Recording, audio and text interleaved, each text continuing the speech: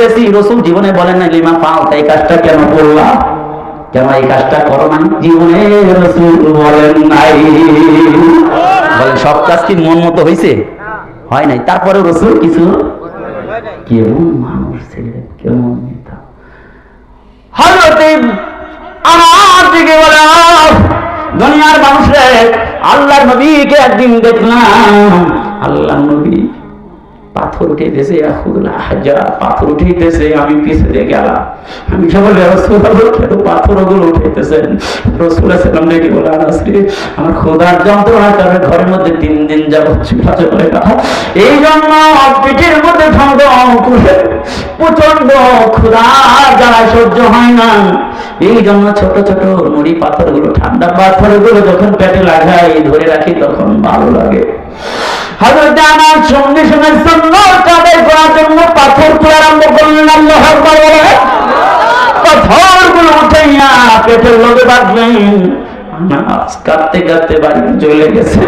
আনাস যখন বাড়িতে চলে গেছে, বলেন দেখি কোন সন্তান কেউ যদি বাড়িতে যায়, আমার ভাইরা বিবি দেখবেন তার হাতের দিকে তাকায় থাকে, সন্তান তার হাতের দিকে তাকায় থাকে, শুধুমাত্র এক বিচারি সন্তানের চেহারা দিকে তাকায় থাকে। জয় বলেন ঠিক কি? সন্তান যখন ঘরে যায় তখন দেখবেন মা সর্বপ্রথম চেহারা দিয়ে তাকায় বলে বাবা কোন সময় রওনা দিছো, কোন সময় খাইছো, আরে তাড়াতাড়ি খাবারটা রেডি করে। আনাসের মা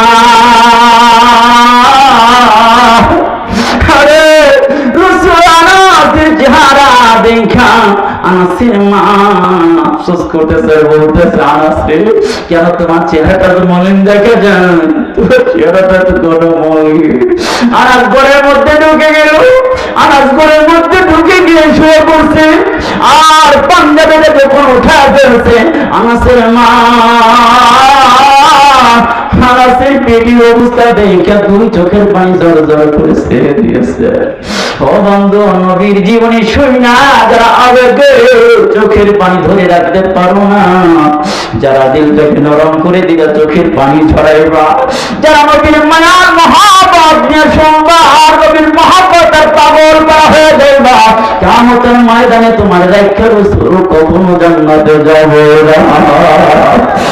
বন্ধু, আনাসের মা আনাসের পেটে গাও পাথর দিয়ে চোখের পানি জড় জড় করে ছেড়ে কান্দে বলে আনাসে তুমি খাও না, তোর তো বলি দেখা যায়।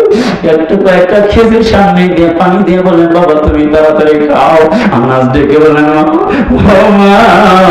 তুমি আমার মা, আমার মা বাসা থাকার কারণে আমার চেহারাটা মলিন দেখা যায়, তুমি আদর করতেছো, তুমি খাবার আমার সামনে দিয়ে নাও, খাওয়ার জন্য বললা, কিন্তু আমি এমন নবীর দরবার থেকে আসলাম যে নবীর মা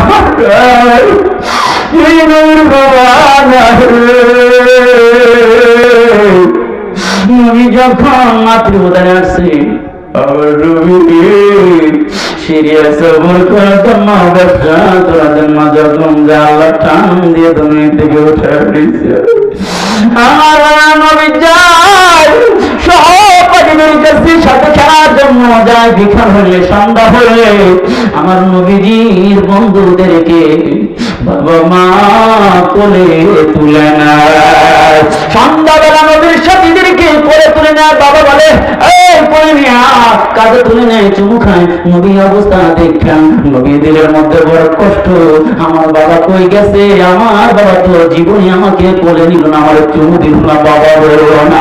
এবার বিকাল বেলা রাসূল ছোট্ট নবীর মাসুম বেগুনা আমার ভাইরা মুহাম্মদ রাসূলুল্লাহ সাল্লাল্লাহু আলাইহি ওয়াসাল্লাম যখন শিশু, আমার ভাই কৈশোর হাঁটাহাঁটি করতে পারে, দৌড়াদৌড়ি করতে পারে, এবার নবীর মায়ের কাছে গিয়ে দেখে বলে ও মা আমার বাবার জীবনে দেখলাম না, তুমি বলো ব্যবসা করার জন্য গেছে, আমার বাবা কি কোনোদিন ফিরে আসবে না, আমার বাবা কি আমার আব্বু বলে ডাকবে না, আমার কি চুম্বন করবে না, আমার কি কোলে নিবে না। এই কথা বলার পরে মা মুখটা ঘুরাইয়া অন্যদিকে ঘুরাইয়া জর্জর করে পানি ফেলে দেয়। বন্ধুরা মা কেন কান্না করে শিশু নবী তো বোঝে না, কারণ পুরানো ব্যথা বেদনা নবী মুহাম্মদের মুখের কারণে জাগ্রত হয়ে গেছে। এই জন্য আমরা মাথা ঘুরাইয়া চোখের পানি ছেড়ে কান্দে। আমার ভাইরা শিশু নবী মায়ের কাছে খুলে বসে বলেন, মা তুমি কাঁদো কেন? বাবার কথা বলে তুমি কাঁদো কেন? আমার বাবার কাছে নিয়ে যাইব না। আমিনা এবার শিশু নবী মুহাম্মদকে কোলে নিয়ে আব্দুল মুত্তালিবের কাছে চলে গেছে। ও বাবা দেখেন আপনার নাতি কি বলে। এবার আব্দুল মুত্তালিব ডেকে বললেন, মুহাম্মদ ও নাতি ভাই তুমি কি বলো দেখি, বলো দেখি। এবার বলে, আমার বাবা কি কোনদিন আমাকে কোলে নিবা না? তোমার আদর তো পাইলাম ঠিক আছে, কিন্তু আমার বাবার মহব্বত আদর ভালোবাসা কোনদিন পাইলাম না। এই কথা বলার পর আব্দুল মুত্তালিব চোখের পানি ছেড়ে দেয়। এবার আব্দুল মুত্তালিব ডেকে বলেন, মা আমিনারে তাড়াতাড়ি উম্মে আইমানকে নিয়ে মুহাম্মদ নিয়ে আব্দুল্লাহর কাছে একটু নিয়ে যাও, একটু ঘুরে আনি এসো, কবরটা দেখাই আসো। আমার ভাইরা আব্দুল্লাহ আর আমিনা মুহাম্মদ সাল্লাল্লাহু আলাইহি ওয়াসাল্লামকে শিশু নবীকে কোলে নিয়ে উটের উপর উঠে ওই উম্মে আইমান সহ গেছেন। এবার আমার ভাইরা যখন সিরিয়া চলে গেছেন, আব্দুল্লাহর কবরের কাছে নামে দেয়া বলেন, মুহাম্মদ ডেকে বলে, ও বাবা এই যে কবরের মধ্যে তোমার বাবা গোবার। শিশু নবীকে ছোট বোঝে না। আমার নবী ডেকে বলল, বাবা তুমি কি আমার কোলে নিবা না? তুমি কি মাটির ভিতর থেকে উঠবে না? বলেন দেখি, তোমার কথা যদি ছোট বাচ্চার মুখে যদি বিধবা নারী শোনে তাহলে কি কষ্ট লাগে কি লাগে না? শিশু নবীকে যখন ঘুরে নিয়ে আসলেন আবওয়া নামক জায়গায় যখন আসলেন, আমার নবীর মা যারা ক্লান্ত হইয়া আমার ভাই বোনের দিকে বিদায় হয়ে গেল। আমার নবীজি আরে আমিনার বুকের উপরে বসা, কোলের মধ্যে বসা। আমার নবীর মা দুনিয়া থেকে চলে গেছে, নবী কিছু বুঝতে পারে না। আমার ভাইরা মোর কথা বলতেছিলাম, আনাজ ডেকে বলেন, মা তুমি তো আমার মা, আমার তুমি আদর করো। আমার নবী, আমার নবীর মায়ের আদর পায় নাই, বাবার আদর পায় নাই। ওই নবীর পেটে খাবার নাই, ওই নবীর পেটে খাবার নাই, কে তার আদর করবে, কে মহব্বত করবে? এবার আনাসের মা ডেকে বলে, তাড়াতাড়ি খেজুর গুলো খাও, গিয়ে মোহাম্মদকে দাওয়াত দিয়ে আসো।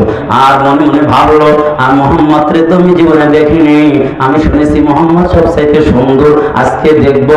এই জন্য আনাস তুমি রাত্রে বলবা, রাত্রে যেন আসে, দিনে যেন না আসে। আনাস দৌড় আর দৌড় নবীজির দরবারে চলে গেছে। এদিক দিয়ে আল্লাহ তাআলা মেসেজ পাঠিয়ে দিছে, হে নবী আনাসের মা কিন্তু আপনার দাওয়াত দিবে, রাত্রি সারা যেমন আমার ভাইরা বন্ধু দরবারে গিয়া রসুলকে দাওয়াত দিলেন। রসুল লেগে বলেন, আনসরে আমি তোমাদের বাড়িতে রাত্রি সারা যাব না। সুবহানাল্লাহ। রসুল যখন দাওয়াতে চলে আসেন রাত্রিতে, আসার পরে আনাসের মা ডেকে বলে, ইয়া আনাস তাল হিনা, এই আনাস একটু দাঁড়া দেখি, আয় আয় আয়। এবার আনাসের কাঁধের উপরে আনাসের মায়ের থুতনিটা রাখা একবার নাজার উম্মু আনাস ইলা রাসূলুল্লাহ সাল্লাল্লাহু আলাইহি ওয়াসাল্লাম মাররাতান ইলা কামারি মাররাতান। হযরত আনাসের মা একবার রাসূলের দিকে তাকায়, একবার চাঁদের দিকে তাকায়, চোখের পানি জর্জর জারাফাত আইনা, তার চোখের পানিগুলো জর করে পড়তেছে। আনাস চোখের পানি গরম পানি কইয়া ডেকে বলে, ইয়া উম্মি লিমা তাবকি, ও মা আপনি কাঁদো কেন? কাঁদো কেন? কাঁদো কেন? কারণটা কি নবী মুহাম্মদকে দেখে কি তোমার খারাপ লাগছে নাকি? কাঁদো কেন? কাঁদো কেন? এবার আনাসের মা ডেকে বলে, আনাস রে, জীবনে শুনেছিলাম মুহাম্মাদের চেয়ে সুন্দর মানুষ নাই, আমি তা আজকে বাস্তবে দেখলাম। একবার নবী মুহাম্মাদের চেহারার দিকে তাকাই, আবার চাঁদের দিকে তাকাই, দেখলাম চাঁদের মধ্যে দাগ আছে, স্পট আছে, আমার নবীর চেহারা চরিত্রে কোনো স্পট নাই। খাওয়া দাওয়া শেষে আনাসের মা ডেকে বলে, ইয়া রাসূলুল্লাহ আপনি একটু দোয়া করেন। আনাস সেজন্য একটু দোয়া করেন। আল্লাহ রাসূল ডেকে বলে, ও আনাসের মা তুমি তো দোয়া করলে বরকত হলো কোন সন্তানের জন্য। মা যদি দোয়া করে তাহলে ওই দোয়া আল্লাহ ব্যথা দেয় না, ঘুরে দেয় না। এই রাজমিস্ত্রি বাড়িতে বিল্ডিং নাই, কিন্তু বলেন হাজার বিল্ডিং বানাইতে পারে কিনা? মা যদি আল্লাহর ওলি নাও হয়, কিন্তু দোয়ার মাধ্যমে হাজারো সন্তানকে ওলি বানায় দিতে পারে কিনা? এই জন্য কোন খাজা বাবা না, কোন ন্যাংটা বাবা না, এই কারো কাছে না, বাবার কাছে আপেল নিয়ে যাও, মায়ের কাছে আপেল নিয়ে যাও, মায়ের কাছে ফল নিয়ে যাও, মার হাত ধরে তুমি মাপ চাও, যদি ভুল করে থাকো পা ধরে মাপ চাও, মাকে খুশি করো। আয় রিদাল ওয়ালিদি ফি রিদাল রাব্বি, আয় রিদাল ওয়ালিদি, আয় রিদাল রাব্বি ফি রিদাল ওয়ালিদি। সন্তানের মা বাবা সন্তুষ্টি হলো রবের সন্তুষ্টির মধ্যে নিহিত। অর্থাৎ তোমার বাবা যদি, মা যদি তোমার উপর সন্তুষ্ট থাকে, সন্তুষ্ট হবেন কে? সাখাতুর রাব্বি ফি সাখাতিল ওয়ালিদি। যদি তোমার মা বাবা অসন্তুষ্ট হয়, অসন্তুষ্ট হবে কে? ও বন্ধু, যখন তোমার পা দুইটা দাও, পা ধরে বলতে আছে যার ঘরের মধ্যে মা আছে, জিন্দার টাকা বাতার ঘরের মধ্যে আছে দোস্ত। আল্লাহু আকবার। কেউ যদি বাইতুল্লাহ জিয়ারত করে, দোয়া করে, উমরা হজ কবুল হতেও পারে, না হতে পারে, কিন্তু কোন সন্তান যদি মহব্বত আর ভালোবাসা দিয়ে মা বাবার দিকে তাকায়, তাহলে ওই সন্তানের আমল নামায় কবুল হজের সওয়াব লেগে দেন তিনি কে? এই জন্য বন্ধু তুমি জানো না, এই জানো না, তুমি যখন ছোট ছিলা, এখন বুড়া হয়ে গেছো, তোমার মা চিন্তা করছে দুপুরবেলা 2টা 3টা খাবার আছে অল্প, যদি খেয়ে ফেলি তাহলে সন্তান তো স্কুল থেকে সে পাবে না, এই জন্য নিজে না খাইয়ে তোমার জন্য রাখছে, তোমারে খাওয়াইছে, মা মেয়ের না খেতে গেছে, বাবা হাটে গেলে রিক্সা ভাড়া দিয়ে গেলে 10 টাকা বেশি লাগবে দেখে, এই জন্য হেঁটে হেঁটে যাই, তো 2 মাইল 10 মাইল পর্যন্ত হেঁটে যাইয়া আমার ভাইয়া তুই তার 10টা 20টা টাকা বাঁচাইয়া তোমার আমার জন্য কিনে আসছে, মজা নিয়ে আসছে। আজ ওই সন্তানকে রেখে ওই মা বাবা বৃদ্ধ হয়ে গেছে, অনেকেরই মা বাবা দুনিয়া থেকে চলে গেছে। আরে যাদের মা নাই বাবা নাই, তাদের ইবাদতের একটা কারখানা দুনিয়া থেকে বন্ধ হয়ে গেছে। এই জন্য বলতেছিলাম ভাই, কাইফা তাকফুরুনা বিল্লাহি ওয়া কুনতুম আমওয়াতা, এই আয়াতকে যদি পুরো ব্যাখ্যা যদি লম্বা করা করতে যাই অনেক টাইম লাগতো। আমার ভাইয়ারা এতটুকু বুঝলেন, আল্লাহ পাক অসংখ্য নিয়ামত দান করছেন, শুকরিয়া আদায় করতে হবে, কুফরি করা যাবে। আর শুকরিয়া কিভাবে? আল্লাহর হুকুম মানতে হবে, কিভাবে? রাসূলের তরিকা।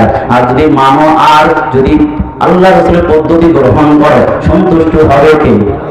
তাহলে আমি ছিলাম দুনিয়া থেকে অন্য জগতে, অন্য জগৎ থেকে এই জগতে। আল্লাহ তাআলা বলেন আবার টান দিয়ে, সুম্মা ইউমীতুকুম, কবরের জগতে নিয়ে যাব, কবরের জগতে সুম্মা ইউহয়িকুম, আবার হাসরের জগতে নিয়ে যাব, হাসরের জগৎ থেকে তোমাকে সুম্মা ইলাইহি তুরজাউন, অর্থাৎ আমার কাছে হাসরের জগতে নিয়ে আসবো, এরপরে জান্নাতে দিয়ে দেব। সুবহানাল্লাহ।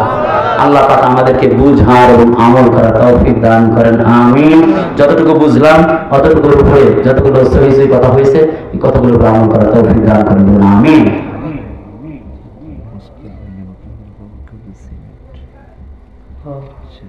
হায় হায় রে, এত রাত্রে সিমেন্ট দিলে আবার জরুরি মার, এবারে সিমেন্ট ফিট দিবেন নাকি? কিছু করে না। এই বাবা নাই, মা নাই, কার হাতে দেখি, কার হাত পেলে দেখি একটু, হাত তুলে না, তার মানে আমি দিলে দেন না, না দেন আমি যাবো চলে, হাত তোলে না, দেখছেন এগুলোর মা নাই বাবা নাই, ঠিক না? আর দাদা দাদি নাই, কার দেখি এবার হাত তুলে দেখি, দাদা দাদি না হাত ধরে